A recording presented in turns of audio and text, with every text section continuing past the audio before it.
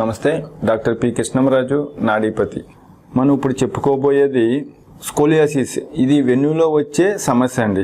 చాలామంది వెన్నుపూస ఈ సమస్యతోటే బాధపడుతుంటారండి. ఏళ్ల తరబడి వెన్నుపూస పక్కకి బెండ్ అయ్యి వస్తుందండి. ఈ వెన్నుపూస వంకర పోయి నడవటాన్ని ఇబ్బంది పడుతుంటే ఇది ఏదో ఒక ఈ సమస్యగా ఇది జనాలు చాలా ఇబ్బందులు పడుతుంటారండి. ఈ సమస్యనే పక్కకి బెండ్ అయ్యి ఇలా నడిచే సమస్యనే స్కోలియోసిస్గా చెప్పుకోవచ్చండి. ఈ స్కోలియోసిస్కు అధునాతన వైద్య విధానంలో శస్త్రచికిత్స అంటే ఆపరేషన్ ద్వారా చేస్తారండి. ఎప్పుడైతే ఈ సర్జరీ చేశారో ఇది సైడ్ ఎఫెక్ట్ ఎక్కువగా ఉంటుందండి. అది తగ్గకపోగా ఇంకా ఇతర ఇబ్బందులు ఎక్కువ పడవలసి వస్తుందండి.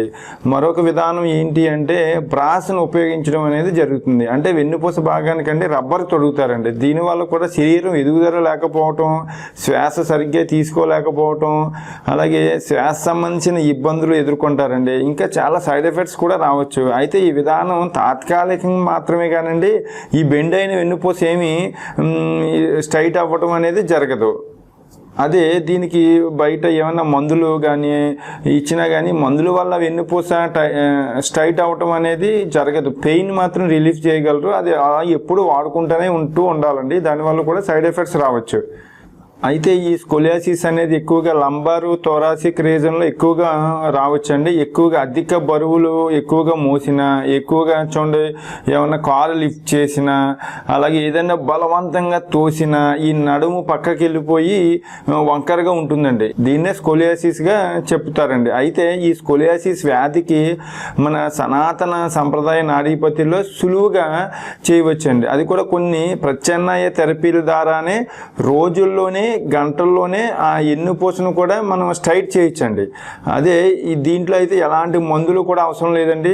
దీనికి సర్జరీ పడుతుందన్న కేసు కూడా సర్జరీ లేకుండానే ఎలాంటి సైడ్ ఎఫెక్ట్స్ లేకుండా డైరెక్ట్గా చేతులతోటే కొన్ని ప్రాచీన ప్రక్రియలను ఉపయోగించి అంటే వేదిక్ థెరపీ ద్వారా, అలాగే కొన్ని మొబిలైజేషను, అలాగే కొన్ని మ్యానిపులేషన్స్ ద్వారా, అలాగే కొన్ని కప్స్ ఉపయోగించి, అవసరమైతే ఒక నీడిల్స్ ద్వారా కూడా, అలాగే న్యూరోథెరపీ, కొన్ని థెరపీలను ఉపయోగించి దాన్ని వెంటనే వెన్నుపూసను స్ట్రైట్ చేయటం అనేది జరుగుతుందండి. ఇది వ్యాధి నిర్ధారణ ఎట్లా అంటే ఫిజికల్గానే చూడగానే రోగిని చెప్పవచ్చండి. లేదు అంటే ఎక్స్రే కానీ ఎంఆర్ఐ కానీ తీసిన అతనికి ఎందులో ఏ రిప్స్లో కానీ పక్కకి వెళ్ళిందనే తెలుస్తుంది. దాన్ని బట్టి మనం సులువుగా కూడా దాన్ని ట్రీట్ చేయొచ్చండి.